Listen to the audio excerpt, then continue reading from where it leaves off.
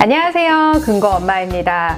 여러분, 해외 나가실 때 카드 하나씩 챙겨가실 텐데요. 간혹 카드로 결제하려고 했는데 해외에서 쓸 수 없는 카드를 가져가 보신 적은 없으신가요?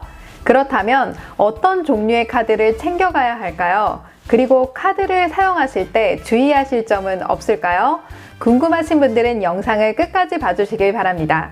그럼 한번 알아보실까요?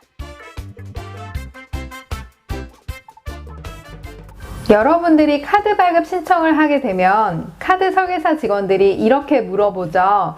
국내 전용으로 만들어 드릴까요? 해외 겸용으로 만들어 드릴까요? 라고 물어보는데요. 그럼 해외 겸용으로 해주세요 라고 하면 카드 앞면에 비자나 마스터 로고가 새겨져 있는 것을 볼 수 있습니다. 만약 그냥 국내 전용 카드 만들어 주세요 라고 하면 아무것도 쓰여있지 않게 되는 것이죠. 따라서 여러분들이 해외에 가실 땐 카드 앞면에 새겨진 비자나 마스터 등의 로고가 새겨진 걸 가져가셔야 해외에서 사용이 된다는 것입니다. 그럼 아까 말씀드린 비자나 마스터의 정체가 뭘까요? 국내 카드사가 해외 나가서 일일이 상점들과 가맹점 계약을 맺으면 좋겠지만 해외 상점들이 어마어마하게 많잖아요. 그걸 다 계약을 맺을 수 없는 노릇이고 그렇다고 해외 나갈 때마다 통용되는 달러를 가지고 가는 게 번거로울 수 있겠죠. 그렇다 보니 국내 카드 회사와 해외 상점을 연결해주는 중개회사가 하나 있었으면 좋겠다라고 생각을 한 거죠.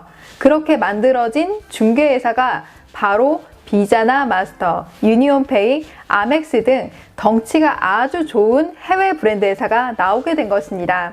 그러니까 해외에서 결제할 때 이 중개회사를 거치지 않고서는 대부분 결제가 어렵다는 것이죠. 그럼 이 중개회사는 무료로 봉사할까요? 아니겠죠. 중개수수료를 받게 되는 것입니다. 그러니 여러분들이 해외에서 카드 결제를 하시게 되면 해외 브랜드 회사인 비자나 마스터 회사에 중개수수료를 같이 지불하게 되는 것이죠. 또한 이 중개수수료를 다른 말로 해외 브랜드 수수료라고 말하는데요. 대략 수수료가 결제 금액의 1%가 붙는 겁니다. 예를 들어서 여러분들이 100달러를 결제했다면 1%인 1달러의 해외 브랜드 수수료를 같이 내게 되는 것이죠. 그럼 카드 청구서에 100달러가 아닌 101달러의 청구가 되는 것입니다. 먼저 국내에 있는 카드 회사를 한번 생각해 보시죠. 국내 카드 회사는 한국에 있는 대부분의 상점들의 단말기를 설치하여 카드 가맹점 계약 체결을 맺는데요. 우리가 예를 들어서 식당에서 밥을 먹고 카드 결제를 하게 되면 식당에서 매입 전표를 카드 회사에 보내게 됩니다. 그럼 카드 회사는 그 매입 전표를 보고 우리에게 결제 대금인 밥값을 지불하라고 청구하게 되는 것이죠. 마찬가지로 여러분들이 해외에 있는 식당에서 카드 결제를 했다면 식당에서 중개회사인 해외 브랜드사로 매입 전표를 보내서 결제 요청을 하게 되고 해외 브랜드 회사는 그 매입 전표를 다시 국내 카드 회사에 보내 결제 요청을 하게 되는 것입니다. 그럼 국내 카드 회사가 매입 전표를 확인해 그 시점에 달러를 원화로 계산해서 여러분들에게 청구하게 되는 것이죠. 생각해 볼 점은 우리가 해외에서 물건을 사려고 카드 결제를 하게 되면 물건을 산 시점에 환율로 계산이 바로 되는 게 아니라 최종적으로 국내 카드 회사의 매입 전표가 도달한 날 환율로 계산이 된다는 것입니다.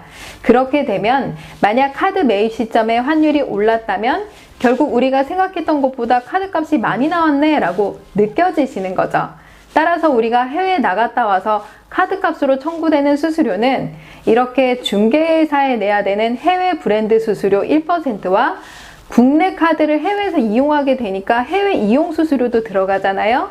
그게 0.25% 정도 들어갑니다.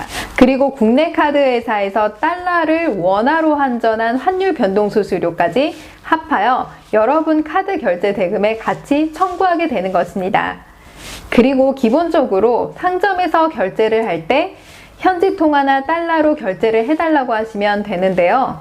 주의하실 점은 카드 결제 시 원화로 결제해달라고 하시면 안 된다는 겁니다. 보통 카드 결제할 때 상점 직원이 원화로 결제할까요? 달러로 결제할까요? 라고 물어보게 되면 이때 원화가 익숙하기 때문에 원화로 결제해달라고 하시는 분들이 종종 계신데요. 그렇게 하면 수수료가 아주 많이 발생된다는 것입니다. 왜냐하면 해외 상점에서 우리가 원화로 결제해달라고 하면 상점에서 매입 전표를 원화로 발행을 합니다. 그럼 이 매입 전표가 어디로 간다고 했죠? 해외 브랜드사로 넘어가게 된다고 말씀드렸습니다. 그럼 해외 브랜드사에서는 그 매입 전표에 찍힌 자금을 달러로 매입 전표를 다시 발행하게 됩니다. 그럼 그 시점에 환율 변동이 생기고 환전에 따른 수수료도 최대 8%까지 부과가 된다는 것입니다. 또한 카드 회사의 매입 전표가 도달할 때 국내 카드사에서 그 매입 전표인 달러를 원화로 환전하여 여러분에게 청구를 하게 되니 이때 또 환율 변동에 따른 수수료가 발생한다는 것입니다. 이때는 0.25% 정도 되는 것이고요. 그럼 어떻게 하면 될까요? 첫 번째는 카드 회사에 DCC를 신청하시면 되는데 이게 뭐냐면 해외에서 결제할 때 원화로 결제하는 것을 차단하는 서비스를 신청하시는 방법이 있습니다. 두 번째는 해외에 가셔서 결제할 때 달러나 현지 통화로 결제해달라고 요청하시는 방법이 있습니다. 그럼 이렇게 생각하실 수 있겠죠? 그럼 카드사에 DCC 신청하고 가면 되겠네? 뭐하러 불편하게 결제일 때마다 요청해? 라고 말할 수 있겠죠. 그런데 DCC를 신청하게 되면 모든 상점에서 달러나 현지 통화로 결제가 되는 게 아니라 간혹 카드 회사와 상점들이 수수료를 나눠 갖는 방식이다 보니 상점에서 우리가 카드를 낼 때 원화로만 결제하는 상점들이 있기 때문입니다. 또한 인터넷으로 결제할 일이 생길 때도 간혹 DCC 신청 때문에 결제가 안 되는 경우가 생기게 됩니다. 그럴 때를 대비해서 DCC를 신청하지 않은 카드를 하나 더 챙겨가는 방법이 있습니다. 또한 현지 통화로 결제해달라고 분명히 말했는데 간혹 원화로 결제가 되어 청구가 되는 걸 볼 수 있는데요. 이게 바로바로 확인이 안 되어서 어려울 수 있기 때문에 원화 결제 차단 서비스를 신청하는 것을 추천드립니다. 그리고 해외에서 결제한 카드가 불법 복제되어져서 국내에 왔는데 해외에서 결제가 되는 경우가 생기실 수도 있겠죠. 그게 불안하신 분들은 그걸 대비해서 해외에서 한국에 나오시면 출입국 정보 확인 동의 서비스라는 게 있는데 그걸 신청하시는 방법이 있습니다.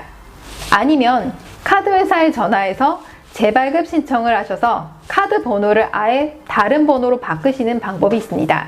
여러분 오늘 영상 도움이 되셨나요? 도움이 되셨다면 좋아요와 구독하기 눌러주세요.